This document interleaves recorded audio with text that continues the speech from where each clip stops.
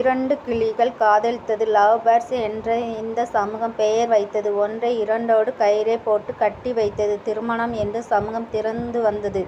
இரண்டு கிளிகளையும் கூட்டுக்குள் அடைத்தது. இரண்டு கிளிகளையும் கூட்டுக்குள் அடைத்தது. குடும்பம் என்று அதற்கு குதூகலித்தது. ஒன்று இன்னொன்று சண்டையிட்டது. ஒன்று இன்னொன்று சண்டையிட்டது. கலாச்சாரம் என்ற இந்த சமூகம் கட்டளையிட்டது.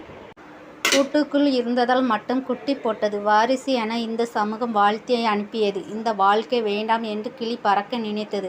அந்த குழந்தையின் குரல் ஏனோ தடுத்து நிறுத்தியது. இந்த இரண்டு கிளிகளுக்கு தான் குழந்தைகளுக்காக வாழ்க்கையை தொலைத்தது. இந்த இரண்டு கிளிகளும் தான் குழந்தைகளுக்காக வாழ்க்கையை தொலைத்தது. வளர்ந்த கிளிகளோ பெற்றோர்களை விட்டு பறந்து தொலைந்தது. வளர்ந்த கிளிகளோ பெற்றோர்களை விட்டு பறந்து தொலைந்தது. கடைசி காலத்தில் இரண்டு கிளிகள் பறக்க மறந்தது. ஆனந்த சமூகம் என்று வாழ்த்தி அனுப்பியது. காதல் பறவைகள் கூட்டுக்குள் அடைத்தால் காதலும் அழிந்து விடுகிறது.